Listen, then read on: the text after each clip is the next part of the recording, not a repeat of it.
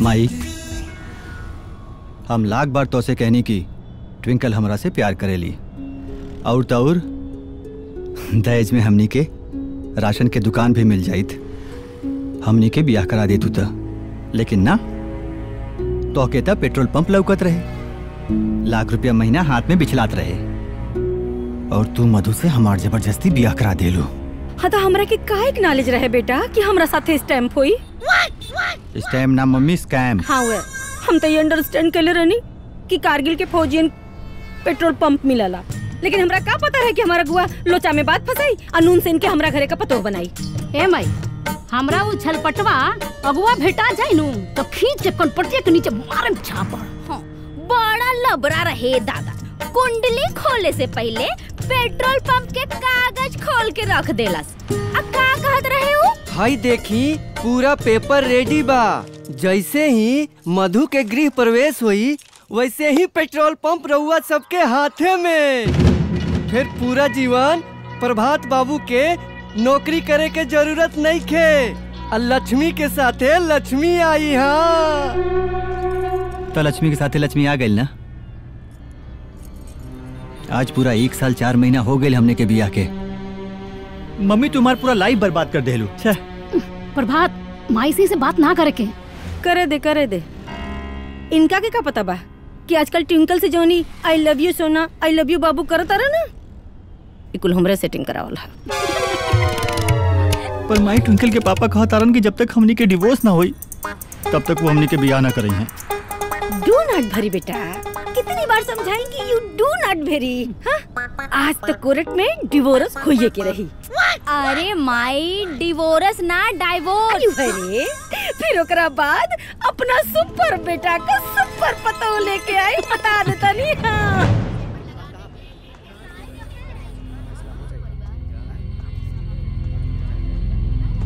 All set.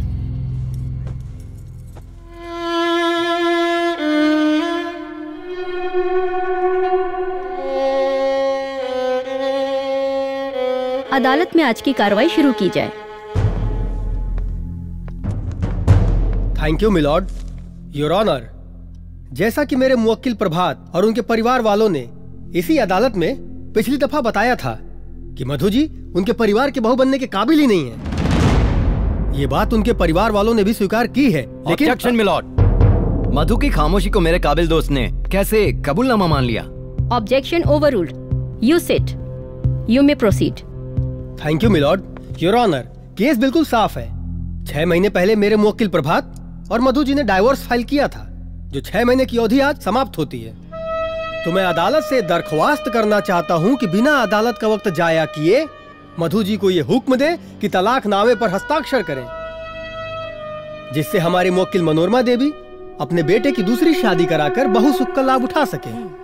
Your honour, मैं अपने काबिल दोस्त से एक बात पूछना चाहता हूँ कि जब मधु एक अच्छी बहू के लायक थी ही नहीं तो इन लोगों ने शादी ही क्यों करवाई? योर ऑनर, मैं अपने काबिल दोस्त को बताना चाहूंगा कि शादी विवाह एक पारिवारिक गाठजोड़ होती है। परिवार के मान मर्यादा को ध्यान में रखते हुए बहुत सारी बातें छुपा ली जाती है। योर ऑनर, इस केस में भी सेम टू सेम ऐसा ही हुआ।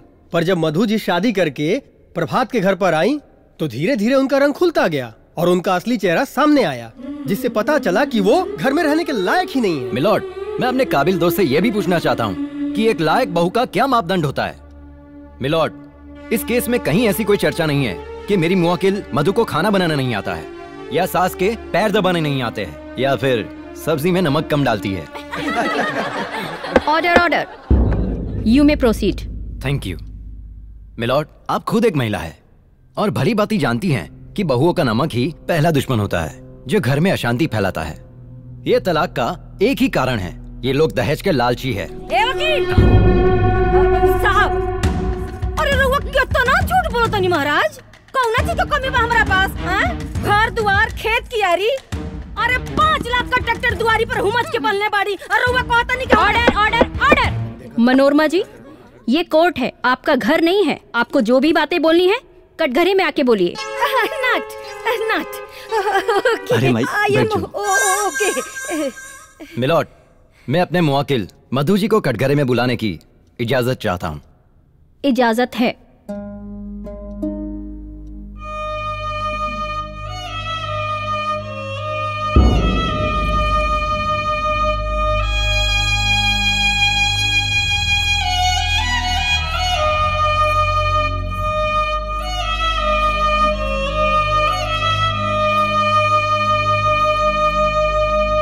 गीता पर हाथ रख के कसम खाइए, जो कहेंगी सच कहेंगी, सच के सिवा कुछ नहीं कहेंगी। मैं कसम खाती हूँ, जो भी कहूंगी सच कहूंगी, सच के सिवा कुछ नहीं कहूंगी।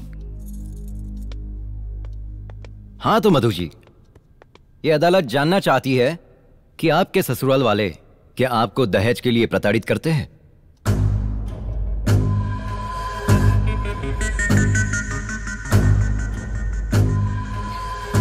नहीं सर।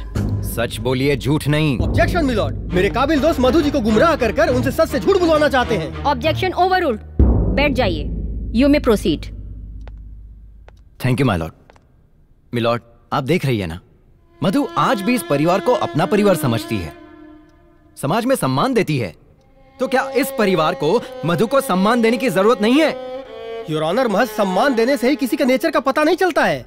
अगर मधु को उस घर में बहू का दर्जा चाहिए तो मनोरमा देवी को भी सास का सुख और हक देना ही पड़ेगा। अरे ये जज बैठो, अरे का हमरा के सुख दे ही? अरे महीना में 32 दिन अपना नैहरे में रहेले। अरे तू को बिटिया ना रहती ना मैडम, तो हम तो बिन खइले मर जाए। और एकरे कुप्तन हमार 5 किलो वजन कम हो गई। Order order. मनोरमा जी, आपको पहले ही बताया गया है, ये कोर्ट है। आपको जो भी बोलना है कटघरे में आके बोलिए। I am fine. You may proceed. Thank you my lord. My lord, जब एक इंसान की दूसरे इंसान से नहीं बनती है और वो नाखुश रहते हैं तो दोनों में से किसी की भी गलती हो सकती है। लेकिन जब एक इंसान से अनेक इंसान नाखुश हो तो वो एक इंसान ही गलत होता है, जैसा कि इस केस में मधु जी हैं। मैं आपको बताना चाहूंगा कि मधु जी की परिवार में किसी से नहीं बनती है। पति उनको पत्नी मानने को तैयार नहीं है, सास उनको बहू मानने को तैयार नहीं है, ननद उनको भाभी तक मानने को तैयार नहीं है। तो इससे साफ पता चलता है कि मधु जी का व्यवहार इस परिवार के प्रति बहुत ही गलत है। तो मैं अदालत से दोबारा दरख्वास्त करता हूं कि बिना देरी किए हुए मेरे मुवक्किल प्रभात और उनके परिवार वालों को न्याय दिया जाए। माय लॉर्ड, कुछ देर के लिए मैं मान लेता हूं कि मधु जी गलत है, इनका व्यवहार भी गलत है, पर आप भी एक महिला है और आप भी अच्छी तरह से जानती हैं कि एक महिला जब नई जगह पे जाती है तो वहां के लोगों की पसंद नापसंद, उनके व्यवहार में ढल जाना क्या इतने कम समय में संभव है? मिलॉर्ड, ये परिवार बहुत गरीब है और आप खुद जानती है कि एक औरत का, एक महिला का जब तलाक होता है तो उसका दामन दागदार हो जाता है।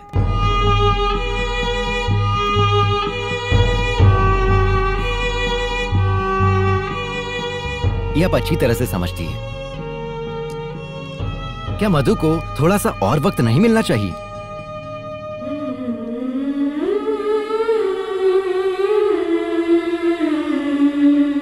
आप दोनों लोग बैठ जाइए। मधु जी, आप भी बैठ जाइए।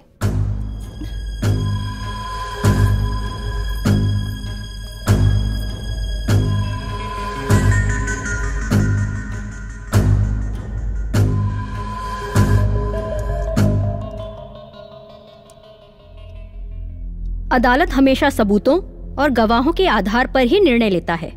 दोनों पक्षों की दलीलों को सुनने के बाद और एक महिला होने के नाते तलाक होने का दर्द क्या होता है ये बखूबी समझती हूँ। इसलिए मधु को 1 महीने का और वक्त दिया जाता है। अगर इस 1 महीने के दौरान अगर मधु अपने ससुराल वालों का दिल जीत लेती है तब तो ठीक है, वरना तलाकनामे पर हस्ताक्षर करेंगी। कोर्ट मधु के पति को ये आदेश देता है कि वो मधु को सम्मान पूर्वक अपने घर ले जाए। Court is adjourn for today.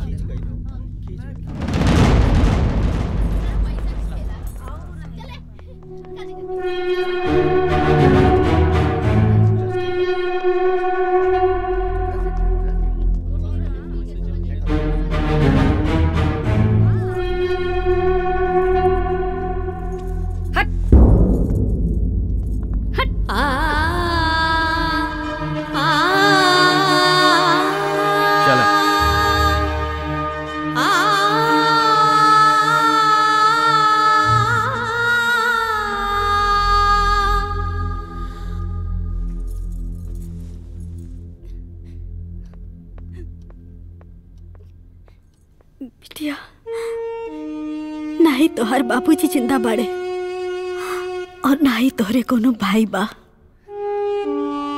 और हमार उम्रे कितना बा। हम आजीवन तोहार साथ नहीं खी दे सकत बेटा। उहे परिवार तोहार आपन परिवार हा और उहे लोग तोहार आपन लोग हा। उहे घर तोहार आपन घर हो बेटा। और तोहार बाबूजी बड़का बड़का लड़ाई जीत लेत रहले और तू ऊ लोगन के दिल नहीं जीत सकत। बेटा ससुराल से पतो के अर्थी ही उठेला। अरे केकरा परिवार में राय टाय ना होला। बीतल सब बात भुला जा बेटा।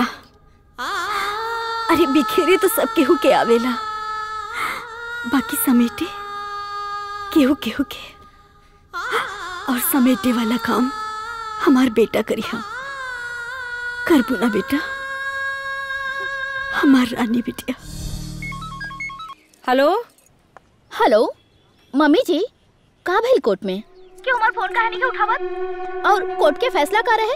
अरे बिटिया, कोर्ट के आदेश के हिसाब से उकल मुही ना हमनी के संगे 1 महीना और हमारे घरे में रही। ओह माय गॉड, 1 महीना और? अरे हमार बेटा को होके वाली सोना पतो, टेंशन ना मत। मम्मी जी काहे ना टेंशन ली? हमार होके वाला पति के साथ हमार सौतन रही तो हमके काहे ना टेंशन होई? अरे डार्लिंग, 1 मंथ का बात है ना। अरे हमनी के ओकरा के इतना टर्बुल देवल जाई ना कि 1 मंथ का 15 डे में भाग के हमरे बेटा के डाइवोर्स पेपर पर साइन कर दे। ओकरा बाद अपना होके वाली पतो के बैंड बाजा बजा के पैकिंग करे आई। By, thank you. अरे मनोरमा, कुछ तो लिहाज कर। अभी पतो आई लगी ओके भेजे के बात करे लगलू। अरे तनी लिहाज करी जी। चुपचाप बैठी, अना तो अपन बेटा बेटी दामाद लेके हाउस लीव कर दे, अना तो ओल्ड मदर के लेके चुपचाप सिटिंग करे जा। ए माई का करम जोली आ गई।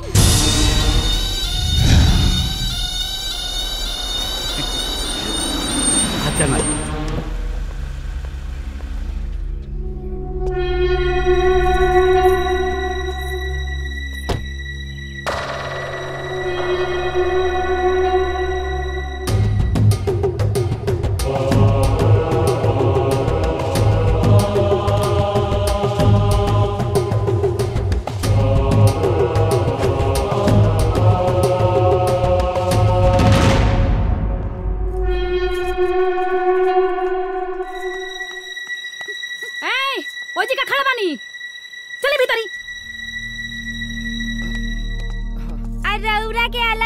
देवे के पड़ी का?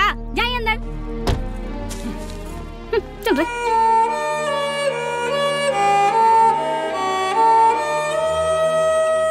अच्छा कलू, चल आइलू बिटिया, बड़ी अच्छा कलू। आओ आओ, अरे हमार बेटी।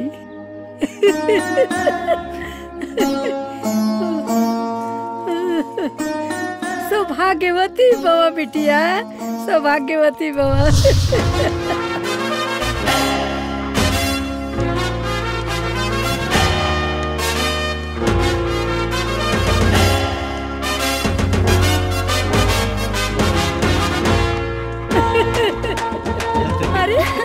देख भाभी। अरे टॉमी, अरे रुका। अरे जानम से तो अच्छा हमर टॉमी बा। टॉमी आजो भाई, आजो आजो। ए, तू यहाँ का करे आयल हो? माफी चाहता नहीं जी, बाकी एगो पत्नी अपना पति के कमरा में ना जाए तो कहाँ जाए? ए महारानी, ए घरवा में तोर वजूद सिर्फ एगो नौकरानी के बा। हमरा घर में ना नौकरन के कमरा अलग बनल बा, समझ ले? हाय देख छोटकी, कोर्ट आदेश का दे दलस। ई तो घर पति संपत्ति सब अपना बापे के समझ लागल। हमरा घर के ना मालकिन बने के कोशिश मत करी है तू, वरना कोर्ट के आदेश जा भाड़ में तो का घसेट के निकाल के फेंक देम सो। देखा तारी में दीदी कैसे घटवास नियर सुनतिया। अरे ऐसे ना जाई रे, बेटा उठाओ, हम हाथ पकड़ के कर घसरे बन। दीदी निकल। दीदी बैग लेके तू आगे चल रे। दीदी हमारी बात तो सुनिए। निकल। दीदी दीदी हमारी बात तो सुनी। कहाँ जाने काका है ले अरे ओने जो ओने छोटकी कोठारियां दिखाई देता ओ है तो हर जगह पर ए जो ना रे ताकत का मारे लंका निश्चर निकर निवासा यहाँ कहाँ सज्जन कर वासा। अर्थात राक्षसन के बीच में एगो सज्जन के कहाँ से निवास हुई। अरे तनी कम तरमस करसन रे, इतना अत्याचार तो भगवान से ना बर्दाश्त होला। ए बुढ़िया तनी कम बोल, गोड़वा से तो गईले बड़े हाथवा से चल जाई पे।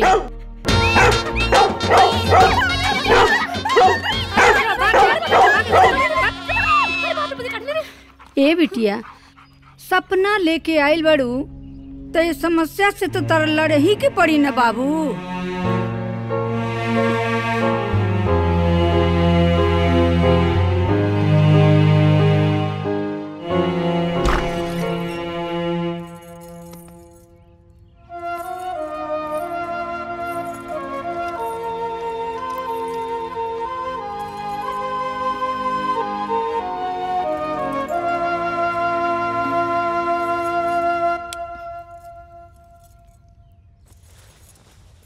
सब ठीक हो जाई बिटिया, घबरा मत, एकदम सब ठीक हो जाई। करत करत अभ्यास के जड़मत होत सुजान, रस्सी आवत जात है सिल पर परत निशान। अर्थात रसरी के बार बार रगड़ला से जब पत्थर पर निशान पड़ जाला तब बिटिया ई लोग तो इंसान हलो, एक न एक दिन पिघल ही जाई लोग। टॉमी भाभी के बिछौना ना हुई, जा ले हो जा।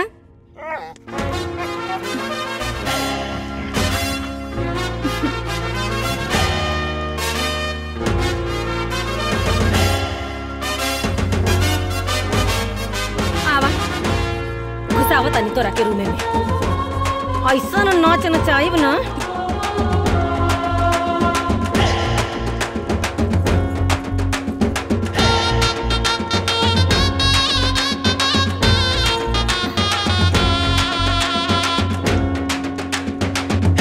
वाह वाह जा दे दा। टॉमी अब जा, भाभी का तेरे को तकिया ले आवा।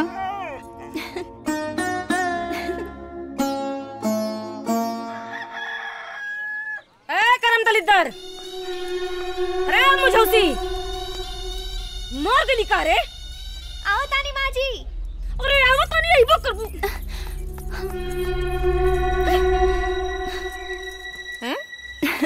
राउर आशीर्वाद से हमारा आयु बढ़ गई माँ जी। अच्छा तो और उम्र बढ़ा ले। करम दलिद्दर, लमघोड़ी, दुष्टा, पापी, राक्षसी, बढ़ गई आयु। रंजितवा, अरे रसमवा, हाँ माई, हाँ माई, आ गई नी सन। घर में नौकरानी आ गइल बे, जतना काम कुल करा। तोहनी के तो पहले ही से तैयारी करके आइल बड़ा सा, हैं? माई शेर तो बिटिया सवा शेर।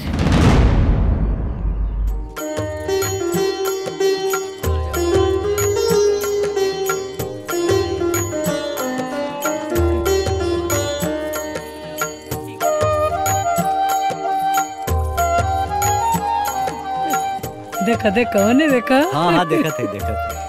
अरे हमार बिटिया ले आओ कितना अच्छा लगता। बहुत दिन बाद पूजा पाठ भइल, सदा सुहागन रहा बिटिया, खुश रहा। खुश रहा बेटी, खुश रहा। भगवान तो के हमेशा बनौले रहे। हम आवता नहीं। ए जी ये सब ढकोसला हमके पसंद नहीं खे। अरे प्रभात, आइंदा हमारा रास्ता मत रुकिया।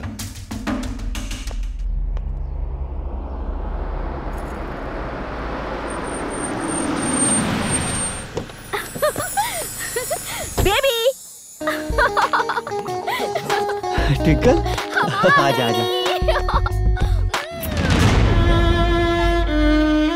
अरे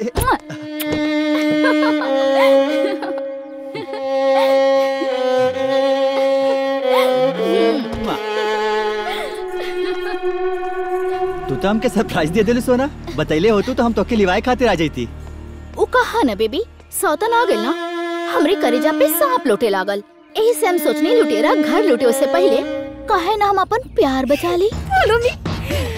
अरे हमारो के वाली नवीना पतो, हमारा अनबान सान, हमारा आँखी का पुतरी, तो के देख के तो हमार करेजा जुड़ा गेल बिटिया। हमरो जुड़ा गेल, लेकिन केहू के देख के हमरा करेजा में सन तीर चुभता कि पूछी मत। अरे तीर चुभे चाहे भाला, चाहे केहू मरे या जिए, हमनी को ऐसे का करे के। डार्लिंग तू चिंता मत कर, ए घर के सिंहासन पर खाली तोहरे राजवा। ओ दीदी लव यू। मम्मी हम साइड पे जाके आवतानी। सोना जल्दी आ जाइए। बाय। चतरा तोरा के आराम के बड़ी जरूरत बा। थकल हो। एक मिनट सुना, हमरा पतो खातिर इनकर फेवरेट हलवा बना के लेके आवा जल्दी। चला, कोनो दिक्कत ना मिल रास्ता में? ना ना कुछ दिक्कत ना भाई। अरे एकदम बढ़िया बढ़िया। हे प्रभु, राउर खेती रौरे बचाई, राक्षस के कुल में राक्षसी आई।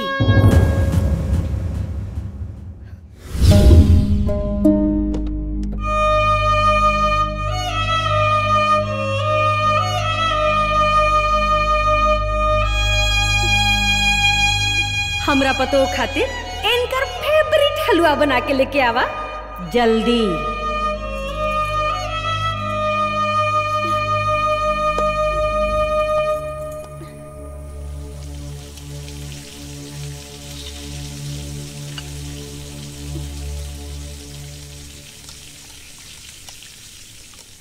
मम्मी जी, हाँ हम सुनिया की कोर्ट 1 महीना के वक्त दे ले बा। हाँ? 1 महीना टिक के दिखावे ना, नाम बदल दे। अब माई नाम बदल के का जरूरत बा? अरे हमनी के तो ओकरा का ऐसे ही परेशान करे में बड़ा मजा आता। सही बात है। आ सब खाना Correct। पच जाई।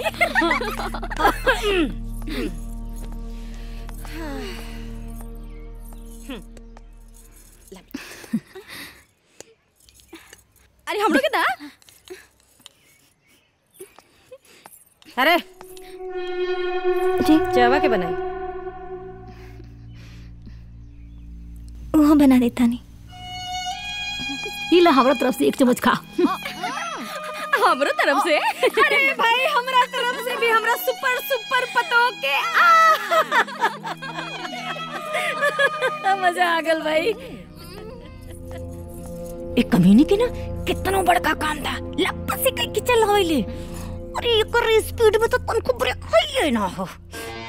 मम्मी जी, हम आ गइल बानी ना, एकरा स्पीड में ना हम ब्रेक लगाई।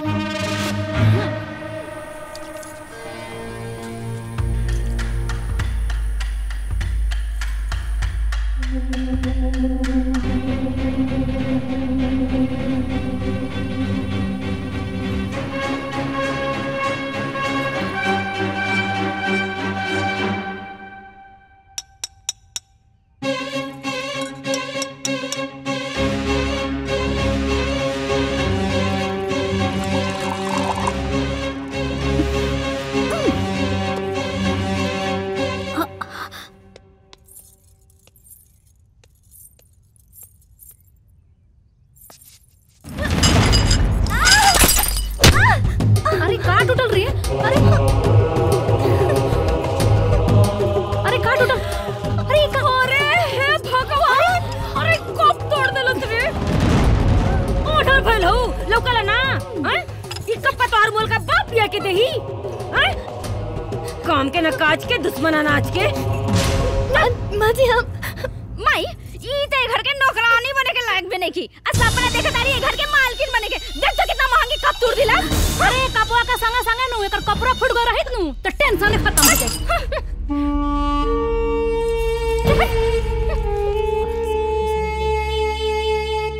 लगा देनी ना स्पीड में ब्रेक। हाँ वेरी स्मार्ट स्पीड ब्रेक। और हमार होशियार पतो टिंकल।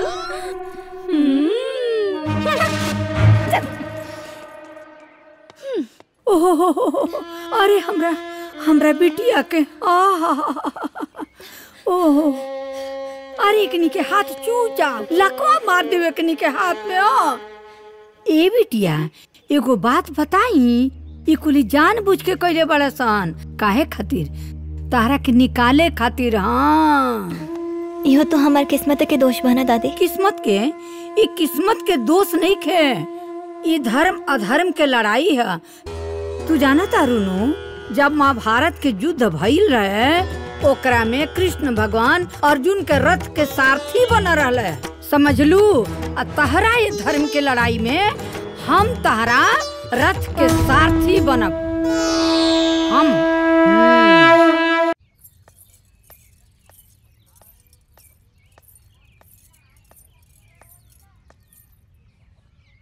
बाबूजी।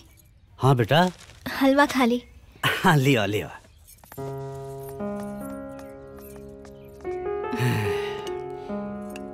बेटी ये तोहरे हाथ का जन हलवा बाना। ई का भइल? ओ किचन में काम करत रहनी ना, तब पैर फिसल गए, गिर गई नहीं। बेटी हम सब समझता नहीं, ये सब यही लोग का बदमाशी बा। हाँ भगवान हो एकर सजा ये लोग के जरूर दी है। ये बेटी हम तो चुप ए लिए बानी कि घर का एकता बनल रहे। अगर हम कुछ बोल देव ना तो एक घर में कलह मच जाई। बेटी तो तकलीफ देख के हमके दुख होता, फिर भी कुछ कर ना पावत है। हमके माफ कर दे बेटी। ना ना बाबूजी, ये का करता नहीं, ऐसा मत करी। बचपन में ही हमरा सर से बाबूजी की साया उठ गई रहे, होकर कमी रवा ही तो पूरा कहीं नहीं। ये घर में हमके राव, दादी जी और टॉमी के प्यारी तबा जौन जिंदा रख ले बा। लेकिन हमके विश्वास बा कि एक दिन हम सासू जी के भी दिल जीत ले। हाँ बेटी तू जरूर जीतबो, हमारा आशीर्वाद तोरे साथे बा।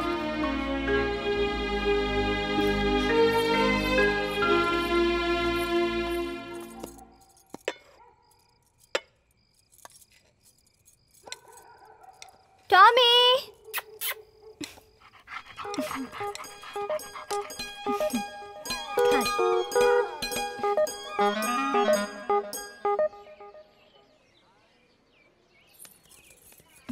दादी चाय। हम वहाँ के चाय देख क्या होता नहीं। ए बिटिया सुन सुन सुन, बिटिया सुन सुन। का दादी? अरे झुकना। दादी का करता नहीं? अरे रुकना। दादी ट्रे रखला पर पल्लो गिर जाए ना। अरे तो ये तो हम चाहता नहीं है। अरे झुक बिटिया, तनी झुकना। अरे हिन झुकना। एगो चौपाई है सुन, 4 बांस 24 गज, अंगुल अष्ट प्रमाण, ता ऊपर सुल्तान है। कहा चूक चौहान। हाँ जो जो।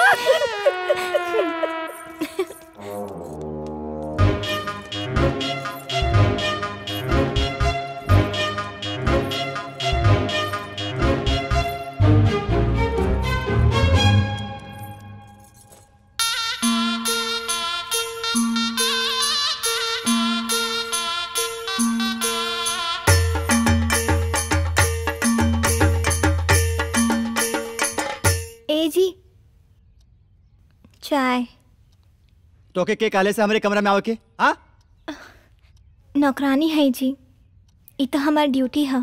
हाँ ठीक बा रख दो बाहर।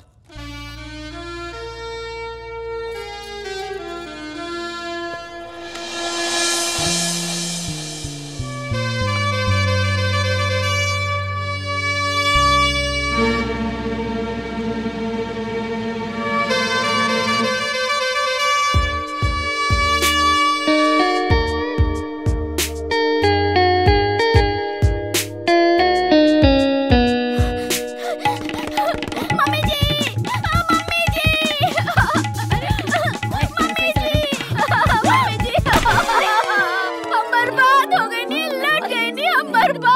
जानू सोना? जिंदगी बर्बाद हो गई हमार बाबू सोना। कैसे जिंदगी बर्बाद हो गया? अरे हम लट गए नी, बर्बाद हो गई नी। अरे कुछ बताइबो कि भइल का?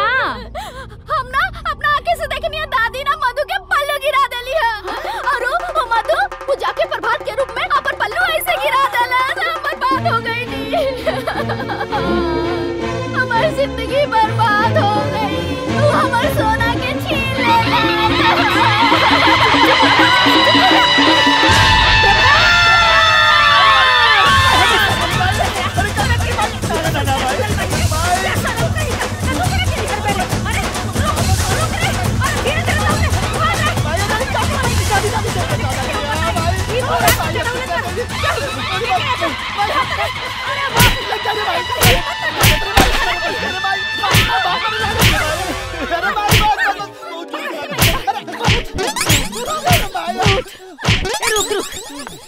कैसे तो हिम्मत पड़ा? बुद्धि हेराइल बा, पगलाइल बड़ते तू कैले कैसे?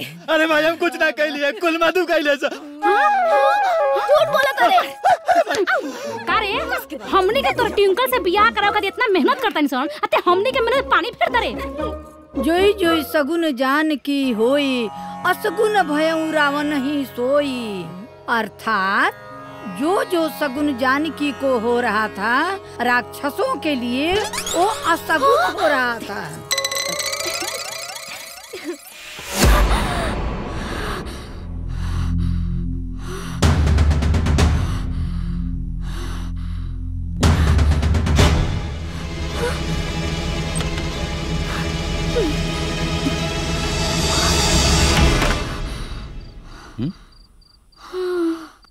का भइल?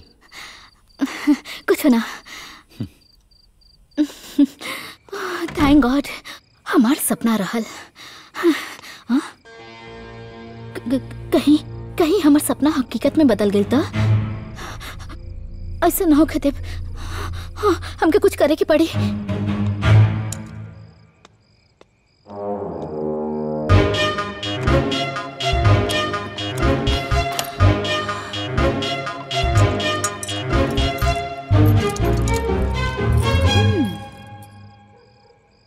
रहल हमरे प्यार के पहरेदार। Bye, good night.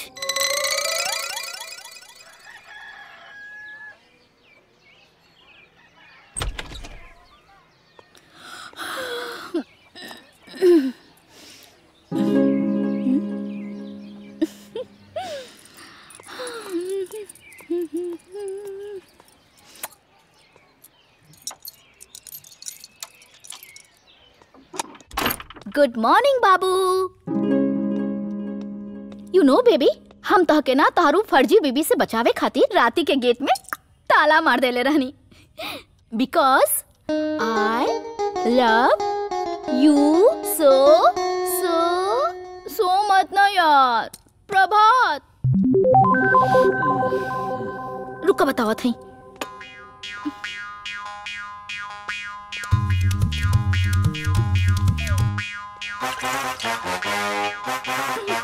उठा।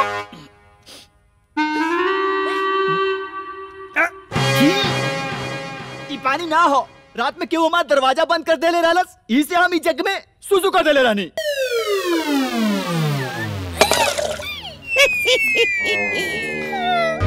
तार सुसु हमरे फेस पे लग गई। इतना भी क्यों सुसु करे लगा? वो मग भर के तू तो फेल कर देला। Shut up. फेल कर देला, पूरा दिमाग खराब कर देला। बाबू बाबू सुनो ना, सॉरी यार। बाहर में गई तो बाबू यार गुस्सा मत करो बाबू। बाबू सॉरी कहानी ना। प्रभात प्लीज सॉरी बोल रहा बानी ना। प्रभात का सॉरी? का सॉरी? हाँ, यही जग का है नजराना, जैसा करना वैसा पाना। अर्थात दादी माँ? अर्थात यही जग के है नजराना, जे जैसन करी वैसन पाई। बुझाइल? बोलो राधे राधे। राधे राधे। तो अरे सोना। अरे जा जा जा।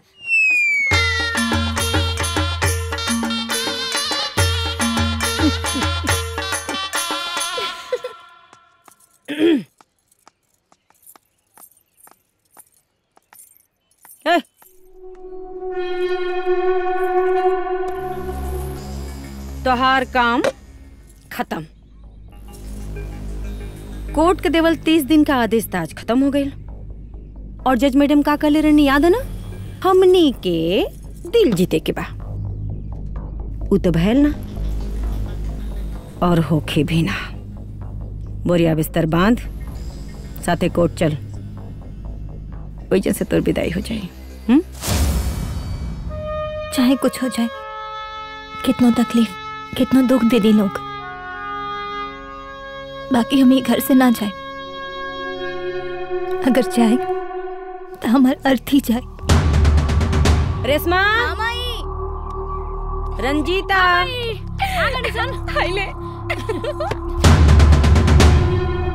एकर अर्थ ही जाए यहाँ से, कोर्ट नहीं के जाए।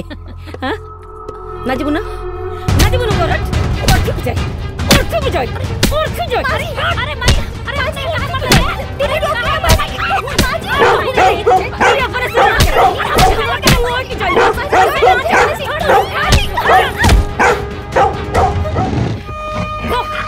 तू मत देखा कि कितना भूख में, तुम्हें क्यों में दम लेके जो ना झमरा के रोक सके, बचावा के देखी हम।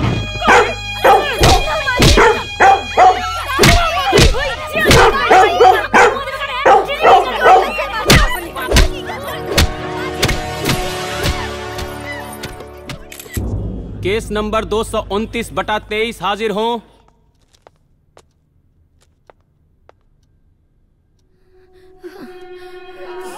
अदालत में आज की कार्रवाई शुरू की जाए।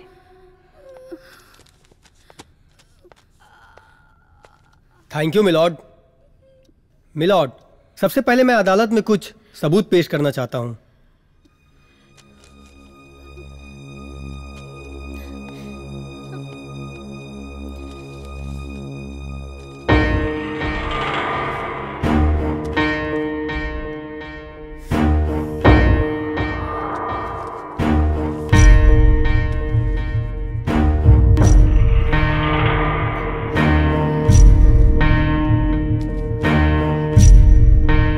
Proceed. Thank you your honour. अब मैं सबसे पहले इस अदालत के कटघरे में मनोरमा देवी को बुलाने की इजाजत चाहता हूं। इजाजत है।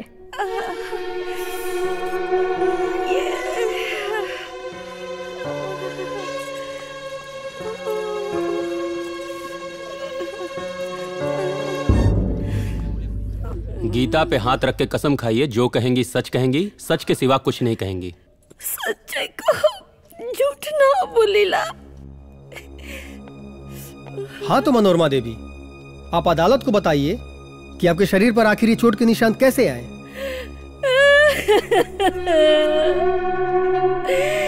अरे जज मैडम, जज मैडम, अरे गतरे गतरे मार के दहिया फुरलस मैडम जी। अरे पतोहिया के रूपवा में टाइन भेजलू मैडम जी। हम ही के नाही हमरे लड़कियन के मार के कुचले। हाँ मैडम जी, हाय देखिए हमार कपार फोड़ दिलस, हाय देखिए हमार हाथ, हाय। ऑर्डर ऑर्डर, देखिए हमार। You may proceed. Thank you my lord. Your honour, Manorama Devi के शरीर पर लगे चोट के निशान इस बात के सबूत हैं कि मधु जी ने अपना बहुधर्म निभाना तो दूर, प्रताड़ना की सारी हदें पार कर दी हैं। ऑब्जेक्शन योर ऑनर, यह सरासर झूठ है। ये चोट के निशान मनोरमा देवी ने स्वयं लगाए हैं ताकि मेरे मुवक्किल मधु पे इल्जाम लगा सके, उन्हें गलत साबित करवा सके। मिलॉर्ड, मैं अपने मुवक्किल मधु को कटघरे में बुलाने की इजाजत चाहता हूँ। इजाजत है। जा बेटा।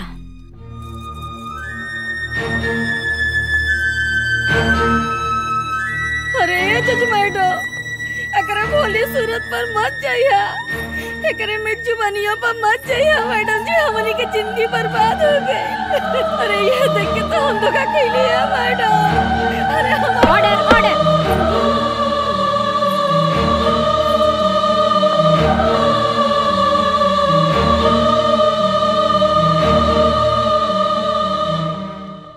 गीता पे हाथ रख के कसम खाइए, जो कहेंगी सच कहेंगी, सच के सिवा कुछ नहीं कहेंगी। मैं जो कुछ भी कहूंगी सच कहूंगी, सच के सिवा कुछ नहीं कहूंगी। मधु जी, आप पे बहुत सारे इल्जाम लगाए जा रहे हैं, सच्चाई क्या है आप बताइए। जज साहिबा, ये झूठ बोल रहे हैं, मैंने कुछ नहीं किया है, मुझ पे झूठा इल्जाम लगाया जा रहा है। मैं सच कह रही हूँ, इन्होंने खुद अपने आप को मारा है। मैं तो इन्हें अपनी माँ जैसे मानती हूँ और नंदो को अपनी बड़ी बहन। ऑब्जेक्शन मिलॉर्ड, ये सरासर झूठ बोल रही हैं। ये सच बोल रही है। अगर ये सच बोल रही हैं योर ऑनर, तो क्या मेरे काबिल दोस्त के पास इस बात का कोई सबूत है? मधु जी अपने आप में खुद एक सबूत है। योर ऑनर, हर गुनाहगार अपने आप को बेगुनाह ही बताता है। नहीं जज साहिबा, मैं सच कह रही हूँ, मेरा यकीन करिए, मैं झूठ नहीं बोल रही। योर ऑनर, मैं मधु जी से कुछ सवाल पूछने के लिए आपसे इजाजत चाहता हूँ। इजाजत है। Thank you milord. मधु जी, सबसे पहले मैं आपको बता दूं कि कोर्ट भावनाओं के आधार पर नहीं चलता। कोर्ट को अपना फैसला लेने के लिए सबूत और गवाहों की जरूरत पड़ती है। तो क्या आपके पास कोई गवाह है?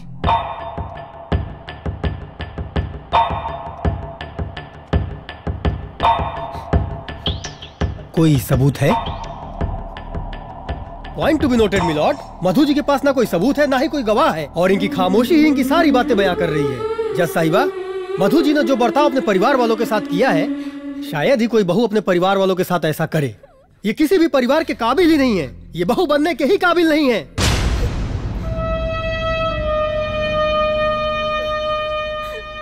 तो मैं अदालत से दोबारा दरख्वास्त करूंगा कि बिना अदालत का वक्त जाया करते हुए मधु जी को ये हुक्म दे कि तलाकनामे पर ये जल्द से जल्द हस्ताक्षर करें। ठीक है, आप बैठ जाइए। जी।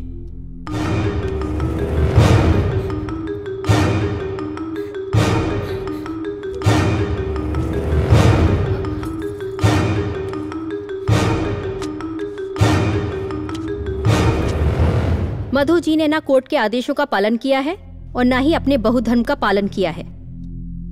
तमाम सबूतों को मद्देनजर रखते हुए अदालत मधु को तलाकनामे पर हस्ताक्षर करने का आदेश देती है।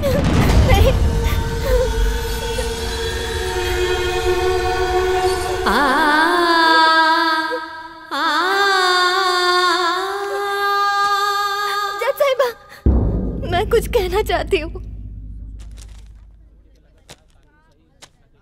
इजाजत है।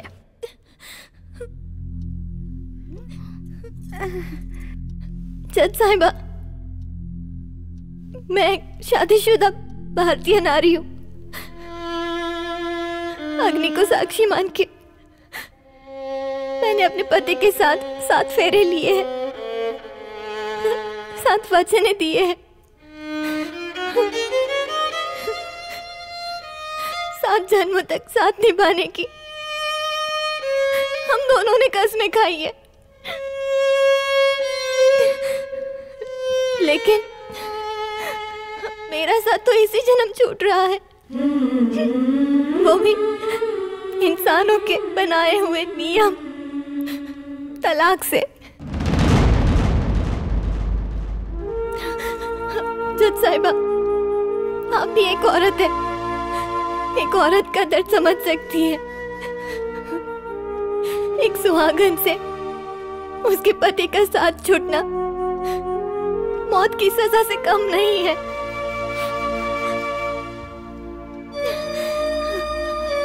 आप तो मौत की सजा देने वाले से उनकी आखिरी इच्छा पूछती है ना? क्या मुझसे मेरी इच्छा नहीं पूछी जाएगी?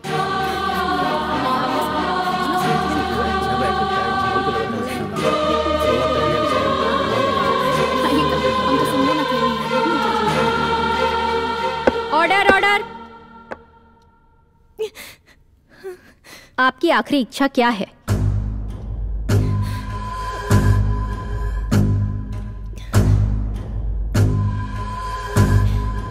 मुझे सिर्फ 24 घंटे,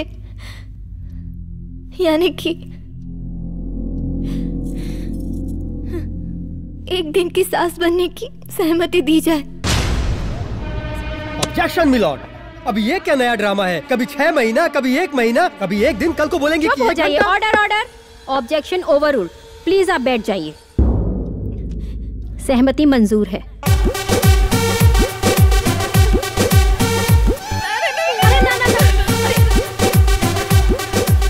अरे जज मैडम, वही तो हमनी के जिंदा बनी जा। एक दिन का मौका मिली ना तो मार दे हमनी के। Order order. कोर्ट आपके परिवार की सुरक्षा के लिए पुलिस प्रशासन से पुलिस सुरक्षा मुहैया कराने का आदेश देती है, जो आप दोनों पर नजर रखेगी।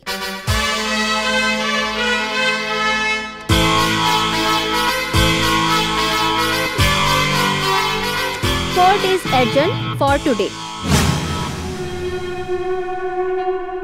हम हैं एक दिन के सास, हम हैं एक दिन के सास, हम हैं एक दिन के सास। कभी आर कभी पार लगती रे नजर। ए रसमा। हाँ माई। ई कोट ओकरा के एक दिन का सास का बना देलस। उ तो अपना के महारानी बुझत हो की रे। वैसे एक दिन खत्म होए में समय कितना लगेला? अरे सूरज निकलल दिन, सूरज डूबल रात, दिन खत्म। कभी आर कभी पार लगती रे नजर।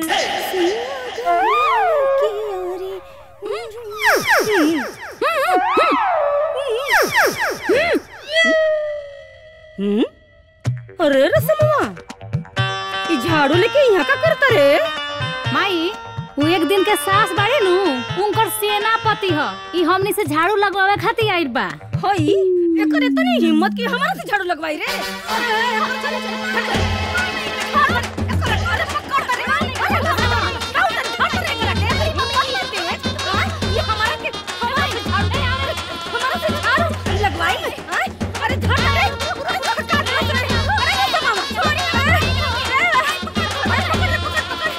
You are under arrest.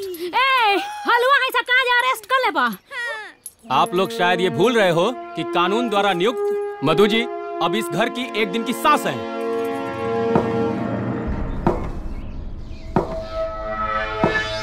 कितने आदमी हैं? 1 2 3 4 आदमी 4 और काम कुछ भी नहीं। बहुत लापरवाही है। तुम्हें क्या लगा एक दिन की सास शाबाशी देगी, तारीफ करेगी? बाप रे बाप, एकदम टाउचर करके धइले बे। हमरा पेट में चूहा पतर माई। ऊपर से नो फूड ओनली वर्क। हमनी के अपन खाए का निकाल के ओकरा खाए का में जमाल घोटा मिला देबे के। हां, एक मिनट। केहू खाना के हाथ ना लगावे के। पहले 4 थाली परोस के हमरा लगे लेके आवा लोग। रे ये भुखड़ दलित 5 थरिया खाई। भगवान जाने हमनी के खाना मिले कि ना मिले। रोटी ले तो हम रुक मम्मी जी मेरा खाती रोटी। कानून की आंखें खुली हैं मनोरमा देवी। माफी सरकार।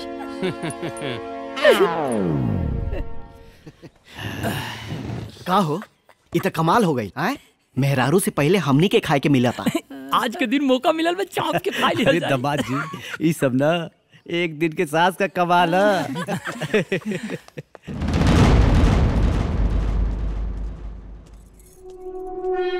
मम्मी, ये सब का ड्रामा चला था? अरे जैसन के तैसन और का। ये सब हमके बिल्कुल पसंद नहीं खे। You are under arrest. काहे खातिर अरेस्ट? हाँ, आपने एक दिन की सास के आदेश की नाफरमानी करने की हिमाकत की है। अबे चल, आदेश की नाफरमानी करने की हिमाकत की है। मम्मी तू चुप काहे बाड़ू? ये सब का हो रहल बा? का पता बेटा, अब कौनो अधिकार ना हमरा पास। ई है एक दिन का सास। ये सब जवन तू कर रहल बाड़ू ना, ये सब ठीक नहीं क्यों होत? ये सब कौन घर में होला? सही बात बा। तो जौन पहले होत रहे वो कौना परिवार में होला?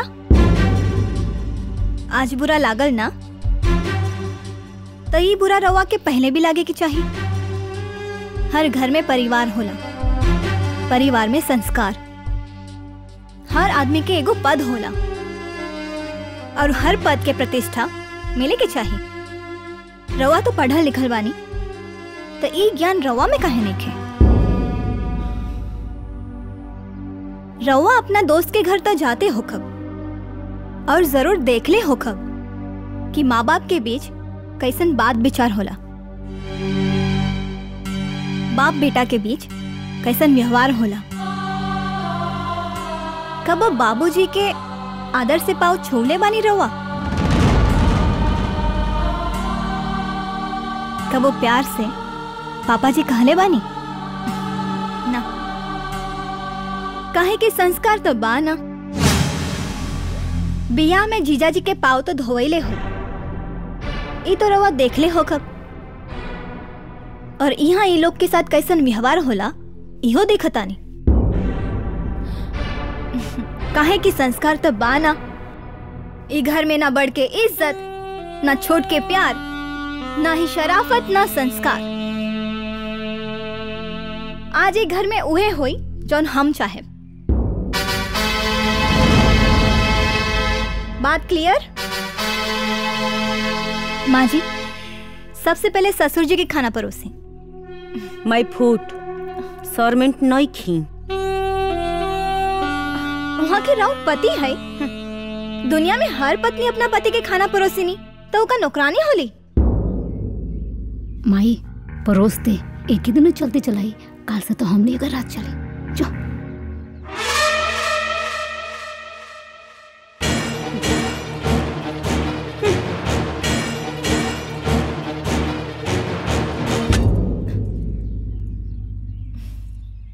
माँ जी थाली उठाई। परोस तो देनी। एक दिन की सास हम बानी की रवा। थाली उठाई।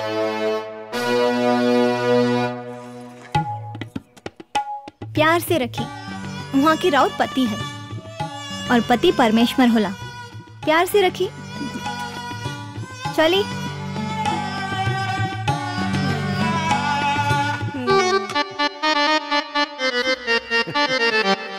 अरे रे रे कहाँ? जब तक खाना खत्म ना हो कब तब तक यही जा खड़े होके के बा।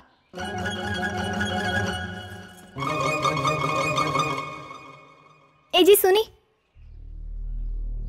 एक मिनट। कहल जाला कि दादी के प्राण पोता में बसेला, तो फिर पोता के भी तो कोनो फर्ज होला ना। आज दादी के खाना रवा परोसे।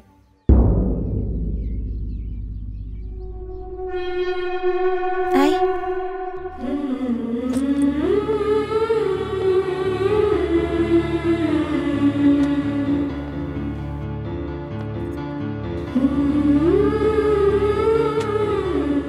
एगो बात बताई, रवा कभी दादी के साथ बैठ के दो बात प्यार से बतियौले बानी ना? नो कब पोता बन के दादी के साथ प्यार के लिए बानी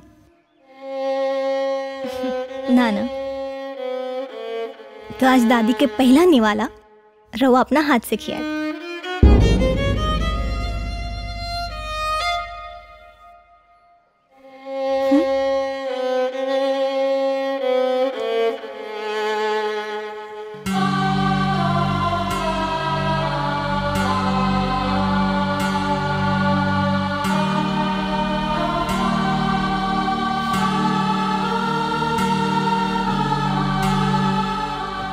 रवा के भी अपन अपन ड्यूटी समझाए के पड़ी ना ना। एक दिन के सरकार में चमचा ठोस ले, काल से तब पिटा ही के बा।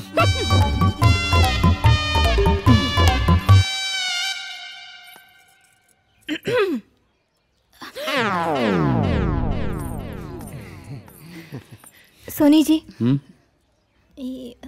अब का तो हूँ कि अपने हाथ से खियावे के पड़ी ना जी, भले ही रिश्ता नाम के बा, बाकी हमरो पूर्व जन्म के कौनो पाप रहे कि हम इस सब से वंचित बानी। भले ही काले हमनी के तलाक हो जाए, लेकिन आज तो हम राहुल पत्नी के पद पर बानी। यही हिसाब से हमरो भी फर्ज बना था। आई खाना खा ली।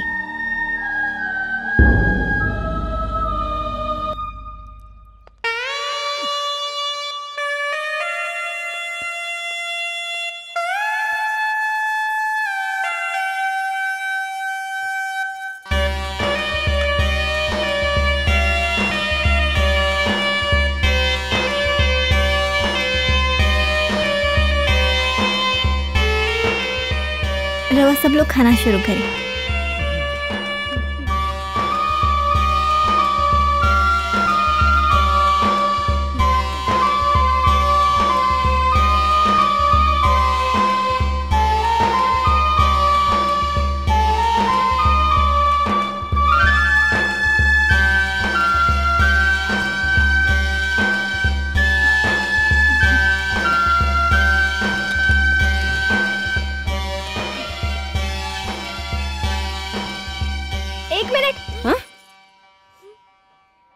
केहू भी थाली के हाथ ना लगाई। काहे? काहे के ही हमनी के पति के जूठा थाली ह। तो सबके यही में खाए के बा। काहे? हमनी के जूठा थाली में ना खाए, मर्द का जूठा खाए सान। हाँ, क्यों ना खाई जूठ थाली में? खाए के पड़ी। काहे की जूठा थाली में खैला से प्यार बढ़ेला। और ये एक दिन के सास के आदेश बा। हम हैं एक दिन के सास, हम हैं एक दिन के सास, हम हैं एक दिन के सास। हम हैं एक दिन के सास, हम हैं एक दिन के सास, हम हैं एक दिन के सास। माताओं एवं बहनों, आप लोगों के सामने एक दिन की सास विराजमान हैं और आप सबसे अनुरोध है कि कृपया इनके आदेश का पालन करें, वरना कोर्ट के आदेश की अवहेलना होगी और मजबूरन हमें आप लोगों को गिरफ्तार करना पड़ेगा।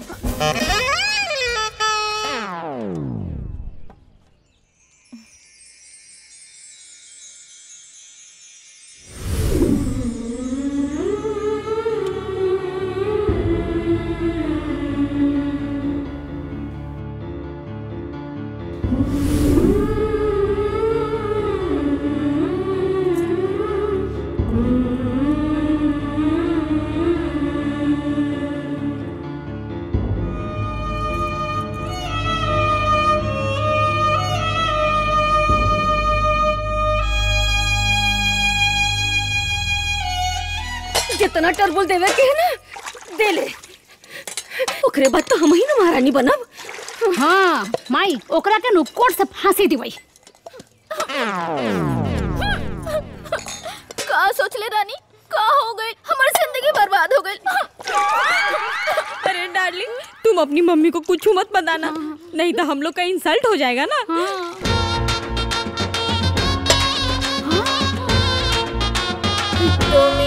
देख रहे अपना औकात भुला गल है। अरे एक दिन के सास का बन गई नी कि तो अपना के मालिक पूछे लगल रे। एनहु का चर्बी उतारब, ओनहु का चर्बी उतारब, बुझाइल ना? एक दिन का सास।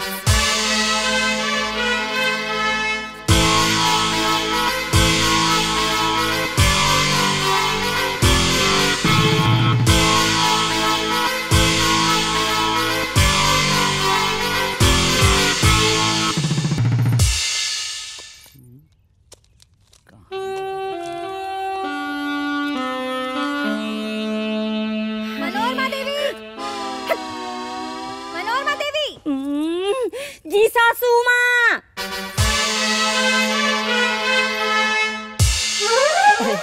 ससुर जी की दवाई के दी। हम कहें कि भी टेकिंग और खाइंग बुढ़ऊ कहें कि। You are under arrest Manorama Devi. हम हैं एक दिन के सास, हम देव एक दिन के सास, ससुर जी के दवाई हम देव।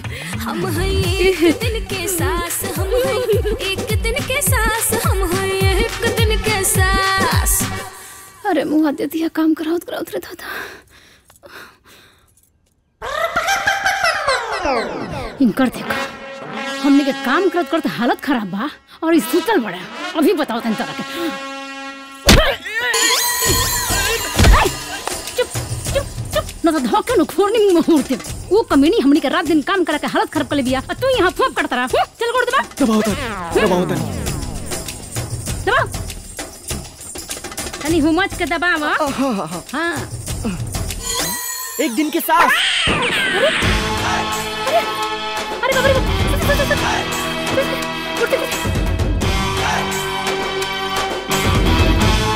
अरे दादा, एक दिन के सास तक काम करा करा के मुआ देला। अरे बाप रे। हमार चाय पिए के मन करता, चाय ले आवा। सुनात नहीं क्या चाय ले आवा। अरे अब भी तो काम करके आई नहीं है जी, काम करके हमारे हाथ दुखा गए, हम ना जाए चाय बनाबे। कहा चाय लिया चाय पिया है? 1 कप का है, 2 कप चाय पिया होता नहीं है। 2 मिनट रुक जाए, अब भी चाय पिया होता है। चाय पी समझ में नहीं आवत का जीजा जी के चाय चाहिए। अब नहीं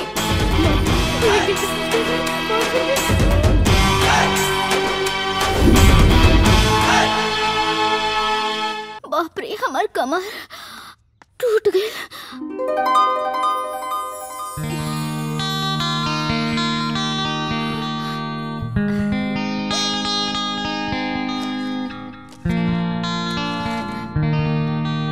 हैप्पी बर्थडे माय स्वीट हार्ट ट्विंकल।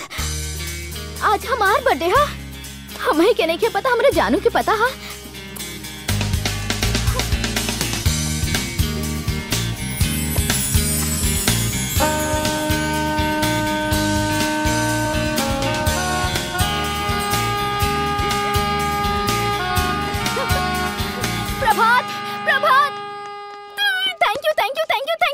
हमके इतना प्यारा गिफ्ट देवे के लिए और हमरे बर्थडे के इतना यादगार बनावे के लिए। और तो क्या पता है हमके ना अपन बर्थडे यादें ना रहे। Thank you so much. अच्छा सुना, हम अभी रेडी हो क्या होता नहीं, ठीक है? बाय बाबू, लव यू।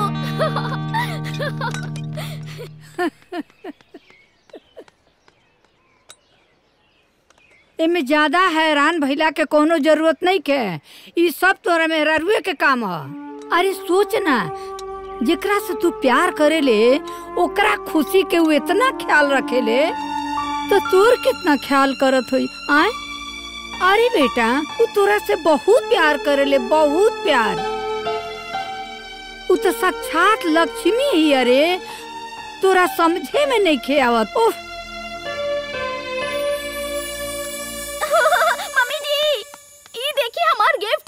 कैसन gift? Birthday gift mummy ji. Sorry बिटिया, happy birthday, happy birthday. Thank you mummy ji. Happy birthday. Sorry बिटिया सारी का करी, ओ स्टोन हार्ट के चक्कर में ना हम तो तोहर जन्मदिन मनावे भुला गईली। सारी बिटिया लेकिन ना यू डोंट वरी। हाँ, अगला ईयर में तोहार जन्मदिन 10 स्टार होटल में मनावे के। मम्मी जी पक्का पक्का। बस 1 बार कुकुरिया के यहाँ से चल जाएगा बिटिया। काम आई। केहू के भी इतना परेशान ना करे के चाहिए, आखिर वो एगो इंसान है। हैं?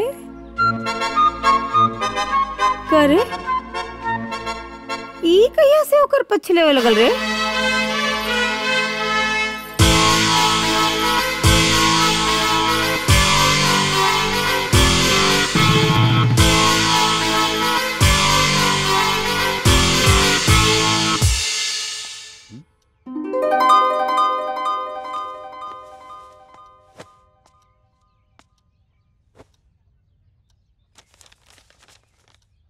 सुनी जी, रवा भले हमके अपना जीवन में पत्नी के स्थान ना देनी, हमार खुशी के ख्याल ना रखनी, बाकी हम राउर पत्नी बन के आई नहीं, राउर खुशी के हर भावना के ख्याल रखनी और राउर मान बढ़ावल हमार धर्म है। और जबले ईजा बानी हम अपन हर धर्म निभाए। राउर पसंद के खीर बनवले बानी, खा लें। और रवा अगर हमरा गुस्सा से खीर ना खाए तो याद रहे, कोर्ट द्वारा नियुक्त कर गई अभयले हम एक दिन के सास हैं।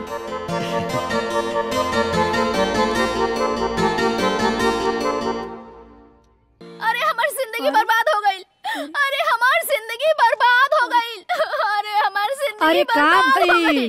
अरे दादी हमार जिंदगी बर्बाद हो गई। केहू बुझत नहीं कि हमार जिंदगी बर्बाद हो गई। हम लौट गई नहीं, बर्बाद हो गई नहीं।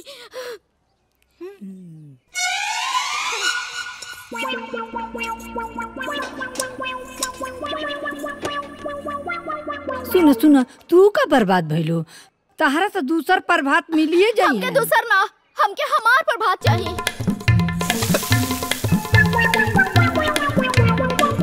हमारी जिंदगी बर्बाद हो गई। अच्छा रुको रुको रुको रुको, परेशान मत हो खा, आवा बैठ। दादी हमारी जिंदगी बर्बाद हो गई।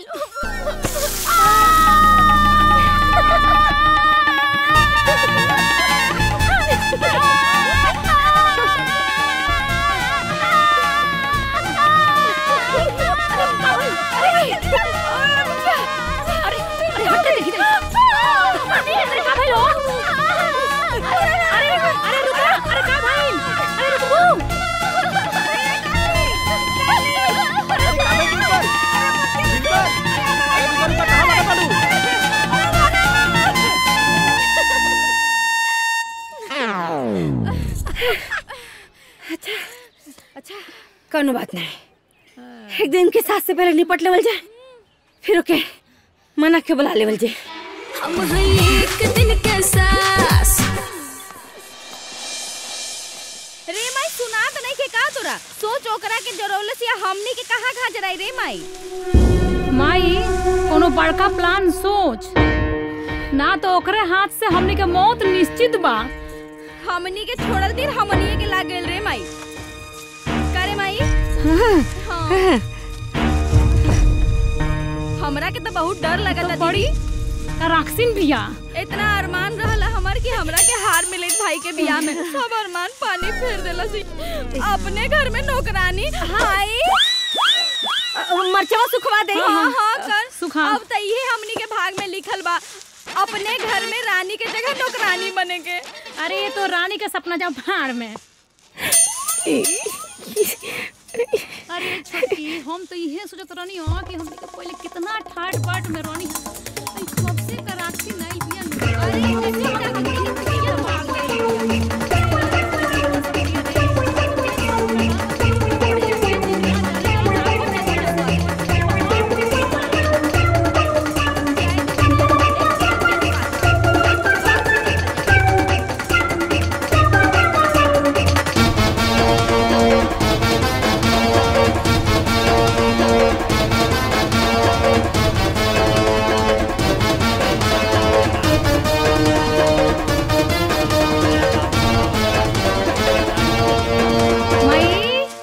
अरे बोलत काहे नहीं खिस रे, तोरा के सांप सूंघ गइल बा का?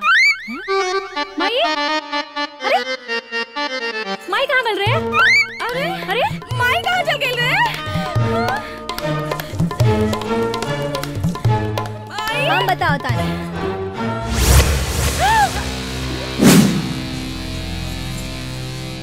दिखाओ तानी।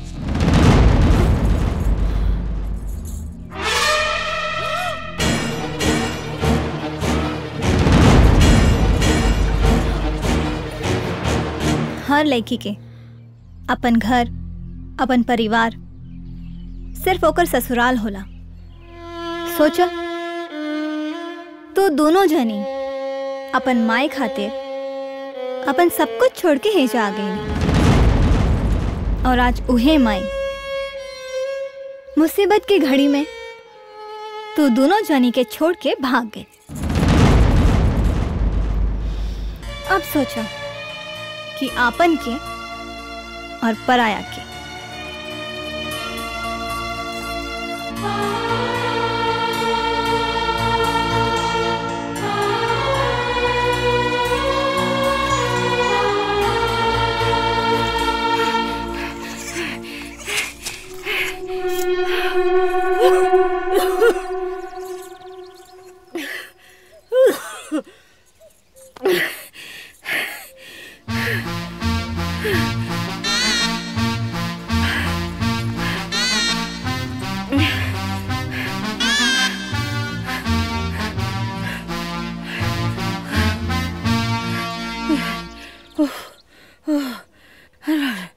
अरे बाप, दुश्मनवा से जान बचल है Ram ji.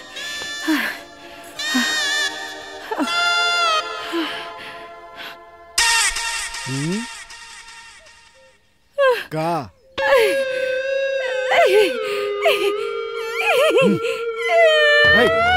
You are under arrest.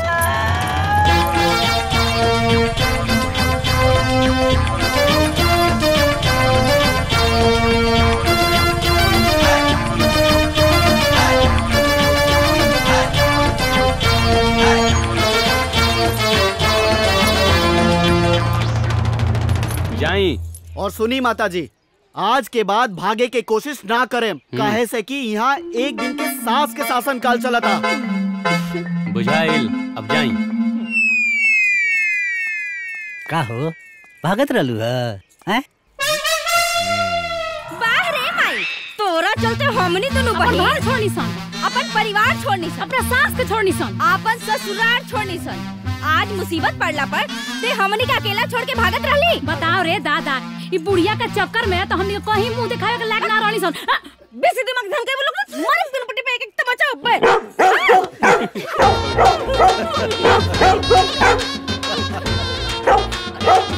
अरे भूखले बेटा, तू भूखले। अरे जब किस्मत में हर बान तक गधा पहलवान।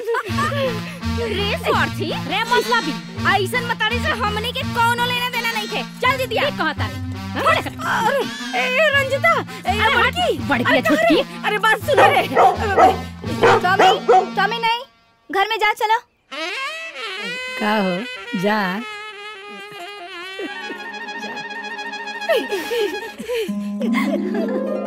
साड़ू भाई का भइल? अब का होए? अरे हम बताओ तनी, हेने आव।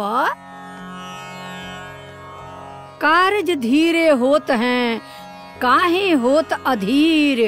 समय पाए तरवर फले, केतु सींचत नीर। अर्थात दादी, एक निश्चित समय आने पर ही संपूर्ण कार्य संपन्न होता है। ज्यादा उतावलापन नहीं होना चाहिए, इसीलिए एक सही समय का इंतजार करना चाहिए। रेशमा, रंजीता। राम राम राम।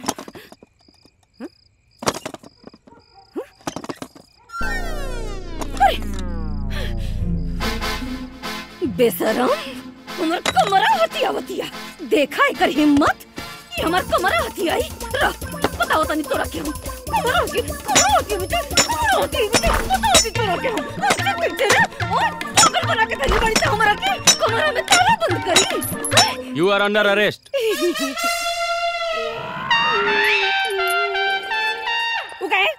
आपने एक दिन के सास के बिना परमिशन ताला तोड़ने की कोशिश की है। हम हैं एक दिन के सास, हम हैं एक दिन के सास, हम हैं एक दिन के सास। पुलिसिया साहब, इतना इंसाफी है। हमार कमरा और हम ही परमिशन ली। मनोरमा देवी,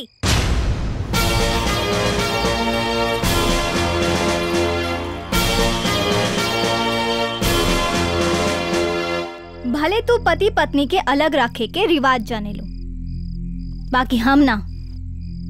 आज से तोहार कमरा ससुर जी के कमरा हो।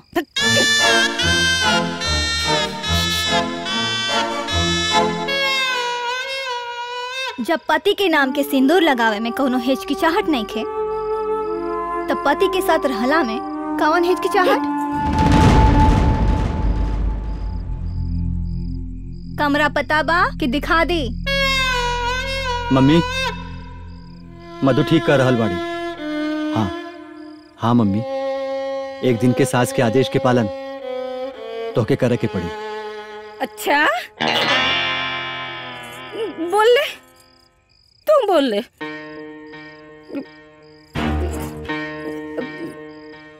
अपने बेटियों क्यों जाते हैं?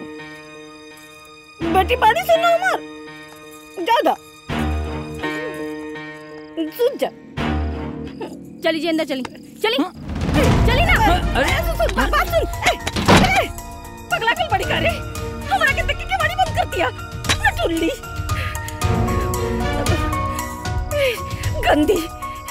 हमार दूसरी बेटिया बा ना, ओकरे यहाँ जाओ। ए बड़को, तू तो हमार दुलारी बेटी, हमार करेजा के टुकड़ा हो। हम तो मतलब चले जी अंदर। सुना आई बड़ी चिकना है रंजिता। अरे रंजिता, ये वाली खोल ना रे रंजिता। अरे लंगोड़ी खोल रे। हिम्मत कैसे पड़ा तो नहीं करे कि मतारी के तोनी के देख के कि वाली बंद के नहीं कसम खोलत।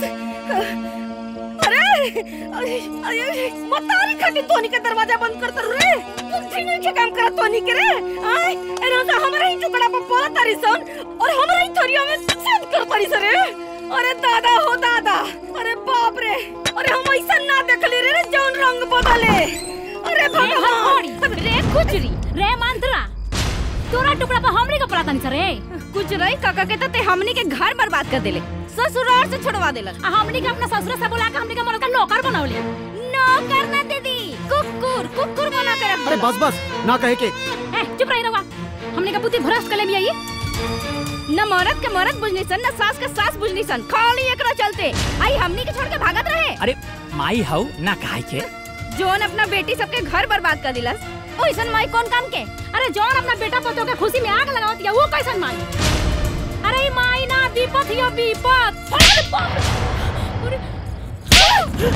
ये हमार घर है हमार थूकता नहीं तोरा ऐसन घर पर हमरा के ना रहे के बा हमनी के अपन ससुरा पर जाता नहीं सन चल जी ये बुढ़िया के संग अब केहू ना रही चल जी अब्बे के अब्बे हम जाए 1 मिनट ना रुकबे घर में चले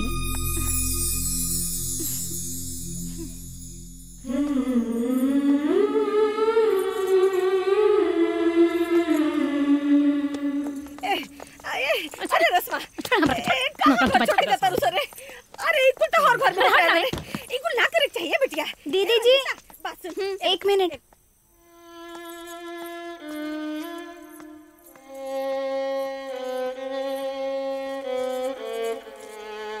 भले कुछ दिन खातिर बाकी हम रवा लोगन के छोट भौजाए हैं बेटी लोग के अपना घर से खाली हाथ ना जाए के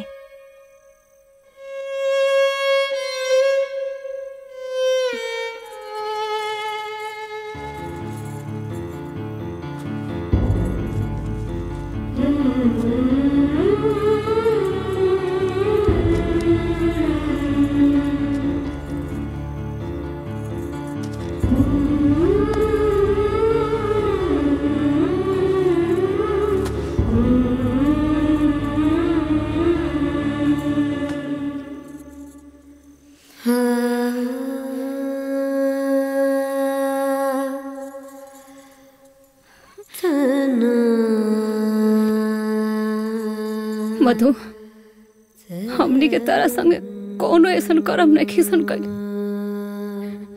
कि और कुछ मुंह से निकलो हो सके तो हमने के माफ कर दिया हो भगवान तोरा के खुश रखे मधु अरे नाना दीदी जी ऐसा मत कहीं हम तो बस छोट कोशिश कहीं नहीं ताकि रवा लोग के संसार खुशी खुशी बस जाओ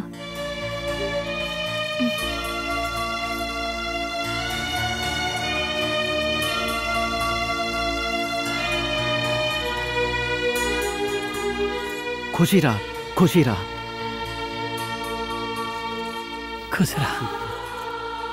खुश रहा सुखी रहा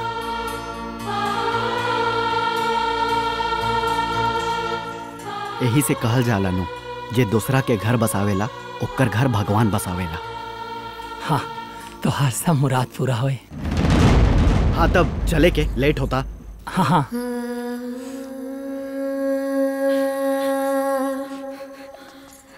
खुश रह बेटी खुश रह लो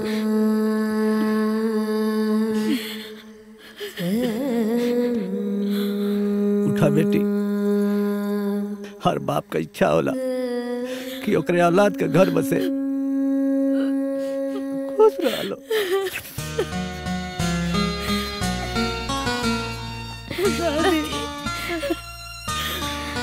खुश रह लोगन बिटिया खुश रह लोगन जा पर कृपा राम के होई ता पर कृपा करे सब कोई राधे राधे चल बिटिया चल अरे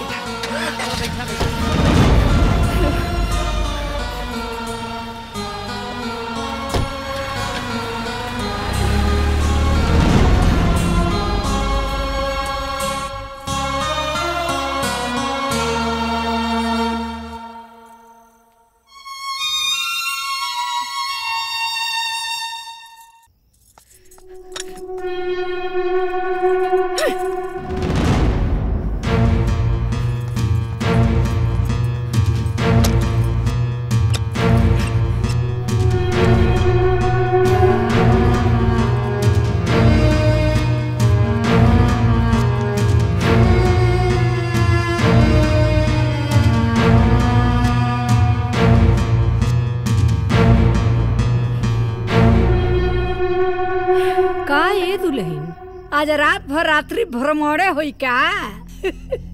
ना दादी जी, अभी दिशा दिखा होता नहीं।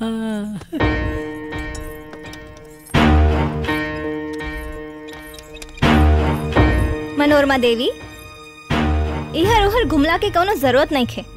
जहाँ राउर जगह बा ओहिजा जाए के जरूरत बा, और यही में राउर भलाई बा।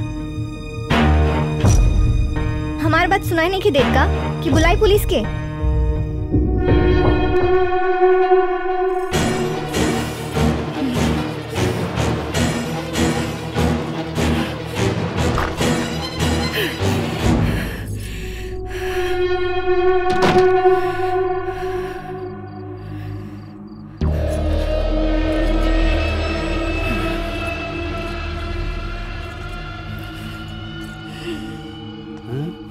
अरे आ गई लू। आ सुता। चुप! दबा दे टटुआ भी ते बोल जेबा। सुता! तक ये वजह छोड़ देते, जब मन कर दबा के सो जाइए। हम गमछे पे सुत रहा।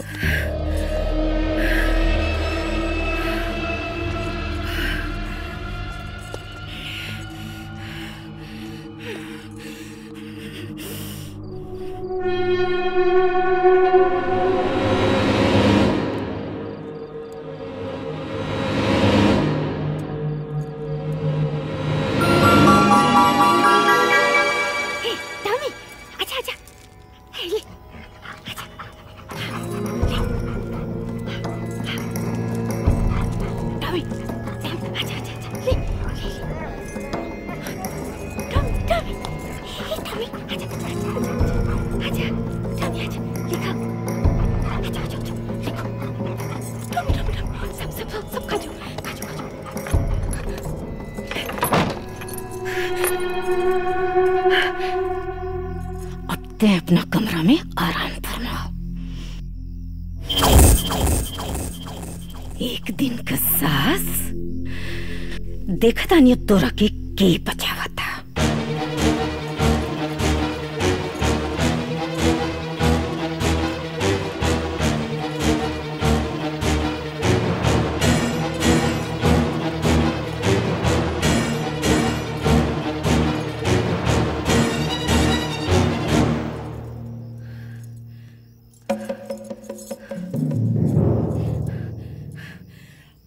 अरे बाप रे!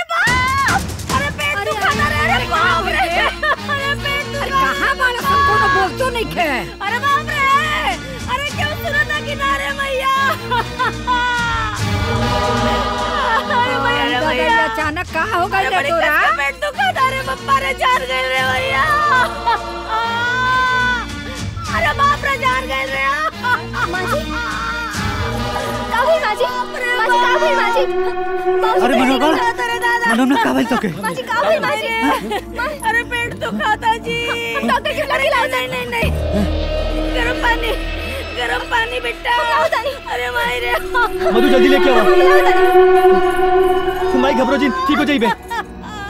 मधु जल्दी पानी लेके आओ।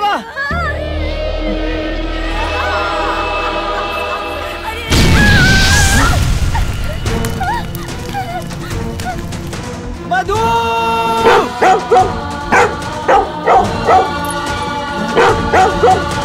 अरे मधु, आग लग गई।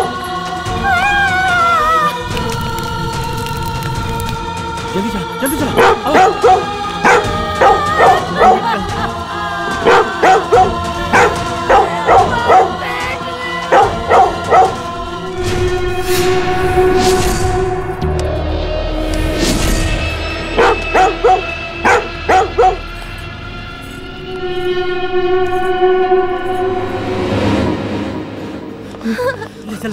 बहुत जल्दी ले चल।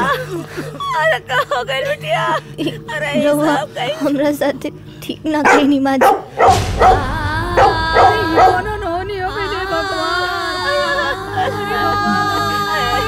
रक्षा करिए हमरे चलो बिटिया। जल्दी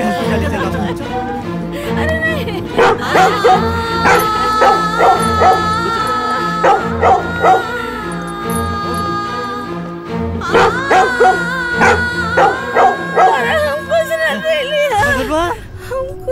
मनोरमा, अरे अब तो कहाँ हो गए?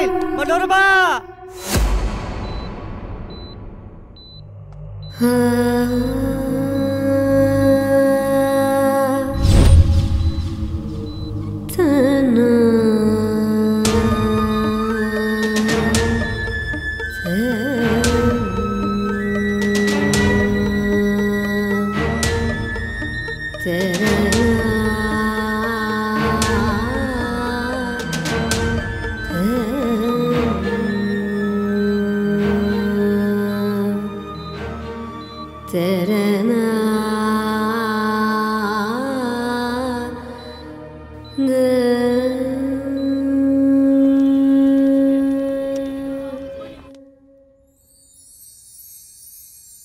मधु,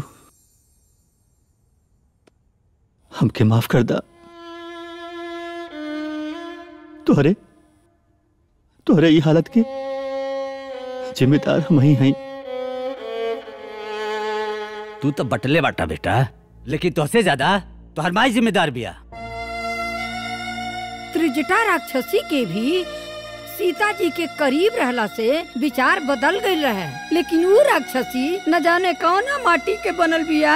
ए बिटिया, भगवान पर भरोसा रखो, तोहर सब काम ठीक हो जाई, सब दुख दूर हो जाई। वो कहल बाना, पाप पुण्य रघुवीर विचारे, दुख से नैया पार उतारे। समझ लू न बिटिया, घबरा मत, भगवान भी ओकरे साथ देले जे सच्चाई के साथ होला, समझ लू। हाँ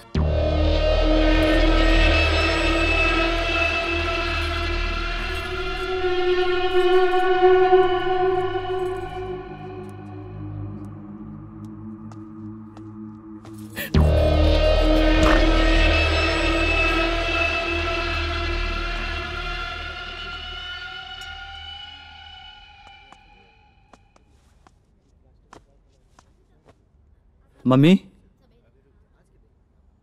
मम्मी, मम्मी, हमके पता बा कि तू हमार बात सुना तारू। वो एगो इंसान ही हस। तो के जौन करे के रहा तू कर ले लू। अब तो हर पाप के घड़ा भर चुकल बा। भगवान भी जुर्म बर्दाश्त ना करी है। खैर, काल कोर्ट में तारीख बा और मधु वहां जरूर जाइए। वो तोहरे जुर्म के जीता जागता सबूत भी आ। अब तू सोचा कि तोहरे साथे का होई। तू के मारे के प्रयास कैलू है ना? का मिलल? तू अपना हाथे अपने बर्बादी का गड्ढा खोद ले बाड़ू। सोचा अब का होई। दहेज उत्पीड़न और हत्या के प्रयास में तोके उम्र कैद के सजा होगी। तोहार जीवन खत्म। चला बेटा।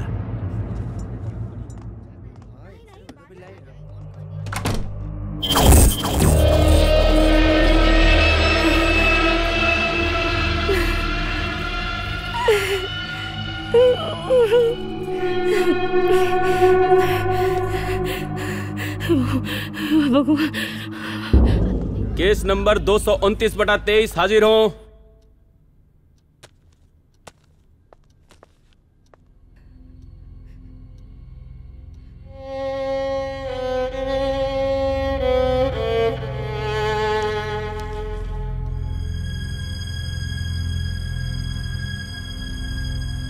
रहुआ हमरा साथे ठीक ना कहनी माँ जी।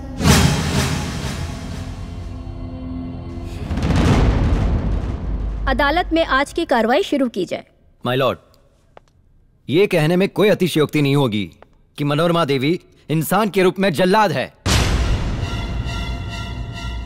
इन्होंने मेरे मुवक्किल मधु जी को निर्भयता पूर्वक जला के मारने का प्रयास किया है। ऑब्जेक्शन मिलॉर्ड, मेरे काबिल दोस्त बिना किसी सबूत के मेरे मुवक्किल पर इल्जाम लगा रहे हैं। क्या ये गलत नहीं है? Objection overruled. आप बैठ जाइए। You may proceed. My Lord, मेरे पास चश्मदीद गवाह है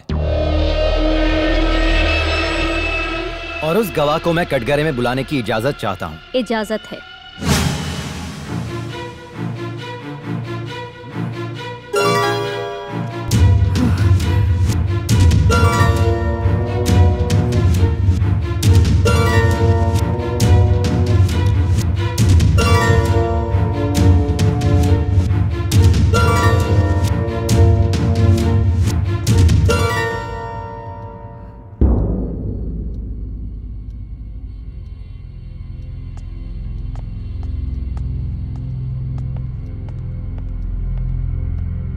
गीता पे हाथ रखकर कसम खाइए, जो कहेंगे सच कहेंगे, सच के सिवा कुछ नहीं कहेंगे। जौन हम कहब सही कहब, सही के अलावा कुछ और ना कहब। हाँ तो चंद्र प्रकाश जी, आपने क्या देखा? अदालत को सच्चाई बताइए। जज साहिबा, ई औरत मनोरमा देवी हमार मेहरारू हिया। जज साहिबा, ई कब्बो मधु के पसंद ना कैली।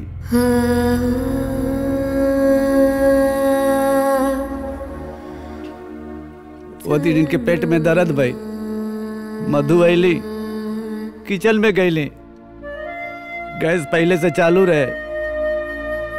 मधु बिटिया लाइट जलौनी और आग लग गई। हमके पूरा भरोसा बा कि गैस ये खुले हुई हैं। ऑब्जेक्शन मिलॉर्ड, ये आदमी सरासर झूठ बोल रहा है। Objection overruled. आप बैठ जाइए। You may proceed. मिलॉर्ड, मेरे पास और भी गवाह है और मैं अदालत के सामने उन्हें पेश करने की इजाजत चाहता हूँ। इजाजत है।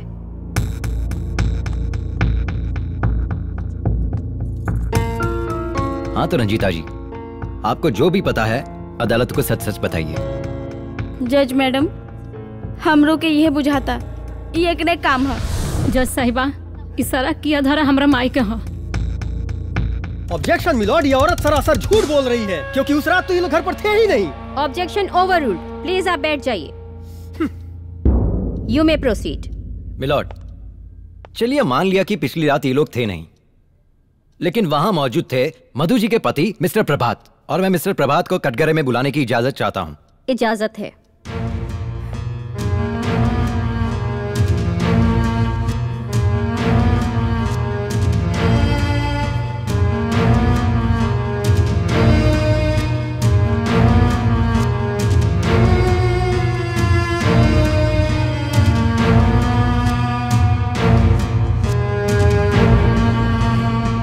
गीता पे हाथ रख के कसम खाइए, जो कहूंगा सच कहूंगा, सच के सिवा कुछ नहीं कहूंगा। मैं जो भी कहूंगा सच कहूंगा, सच के सिवा कुछ नहीं कहूंगा। मिस्टर प्रभात, आप अदालत को सब सच बताइए। जज साहिबा, मुझे पूरा यकीन है कि यह काम मेरी माँ ने ही किया होगा, क्योंकि मेरी माँ मधु को बिल्कुल पसंद नहीं करती।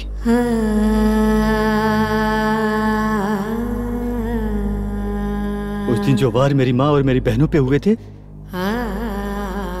वो वार मधु ने उन पर नहीं किया था, बल्कि मेरी माँ और मेरी बहनों ने खुद से खुद पर वार करके मधु के ऊपर झूठा इल्जाम लगा दिया था। मिलॉर्ड, मेरे मुवक्किल की हालत और मनोरमा जी की झुकी निगाहें इस अदालत में चीख चीख के कह रही है कि मनोरमा देवी ने गैस खोला। उन्होंने बीमारी का झूठा नाटक भी किया ताकि मधु जी आए, उनसे पानी मांगे, वो किचन जाए, गैस खोले और गैस में आग लग जाए और वो जल के राख हो जाए। मनोरमा देवी ने हत्या का प्रयास किया है और इन्हें अटेम्प्ट टू मर्डर धारा आईपीसी 304 और दहेज उत्पीड़न में आईपीसी 498A के तहत कड़ी से कड़ी सजा सुनाई जाए, यही मेरी कोर्ट से दरख्वास्त है। That's all, Your Honor. Objection my lord, मेरे काबिल दोस्त तो तुरंत सजा ही सुना दिए, जैसे कि ये खुद ही जज हो। योर ऑनर, मैं मधु जी से कुछ सवाल पूछने की इजाजत चाहता हूँ। इजाजत है। Thank you milord.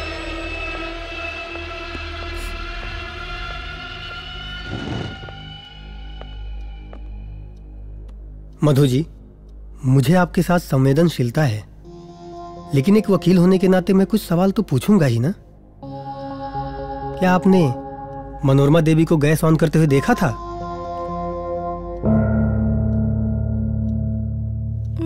Point to be noted my lord, उन्होंने मनोरमा देवी को गैस ऑन करते हुए देखा ही नहीं था, फिर भी उन पर इल्जाम लगाया जा रहा है। मधु जी, कहीं ऐसा तो नहीं कि आप उन्हें फंसा रही हैं? ऑब्जेक्शन मिलॉर्ड, जिसके पति ने जिसके खिलाफ गवाही दी है, ये तो खुद फंसी है। मधु जी, सच्चाई बताइए।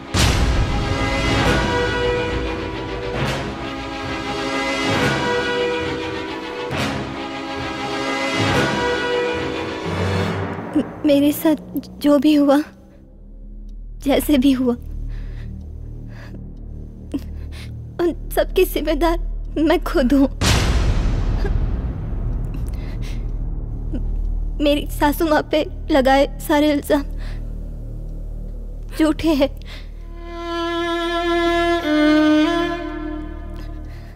गलती मेरी ही थी जज साहिबा, मैंने ही गैस को ऑन छोड़ दिया था।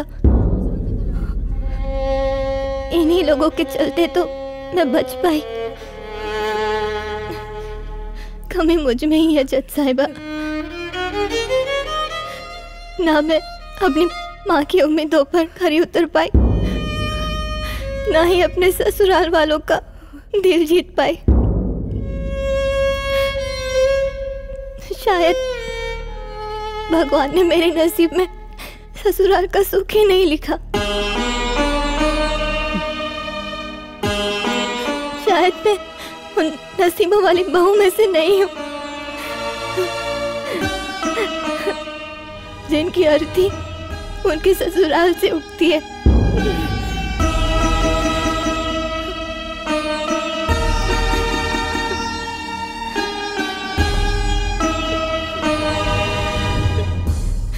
इतने दिनों के दरमियान जिनको भी मेरी वजह से तकलीफ हुई हो, मैं उन सब से माफी मांगती हूँ। मुझे माफ कर देना, मुझे माफ कर देना।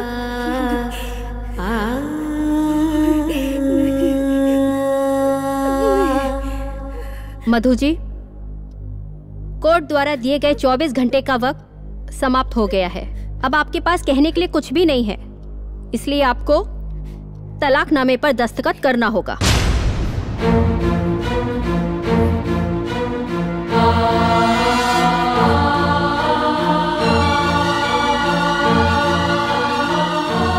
लीजिए, दस्तखत कीजिए यहाँ पर।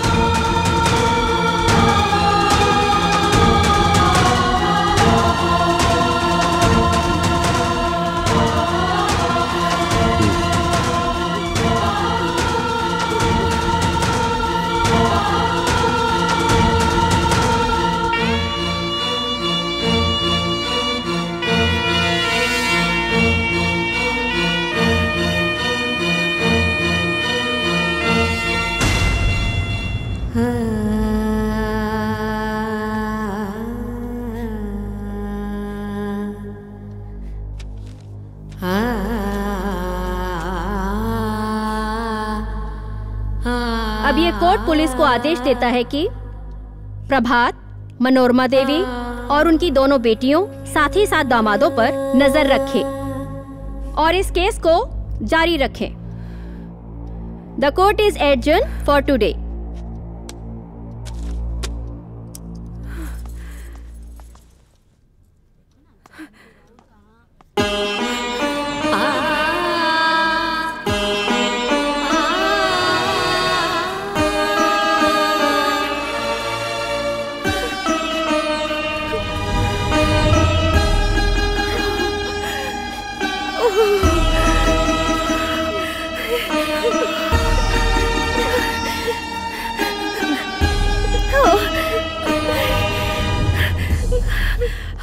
मानर तो ना रही, हम पागल भी ना रही, फिर हम तोरा के कैसे ना समझ पाई नहीं बिटिया, कैसे ना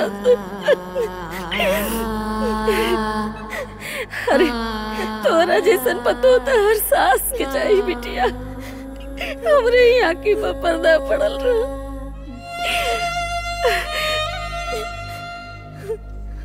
हमके हमरे कर्म का सजा जरूर मिली, जरूर मिली। बाकी कुल कागज पत्तर तो लोगन के कैसे अलग कर सकेला बिटिया? ये तो हमार भरम रहे बिटिया, भरम रहे।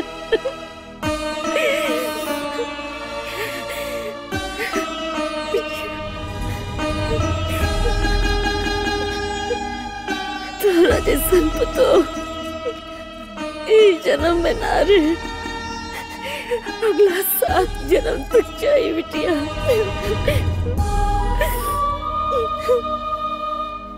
माफ कर दो हमके, माफ कर दो बिटिया।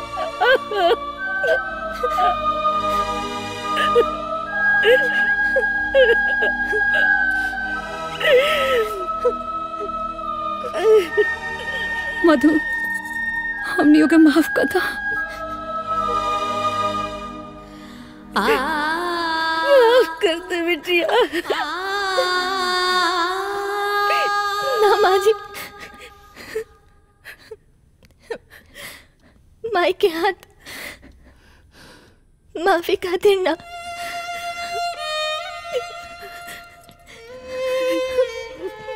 आशीर्वाद खातिर होला।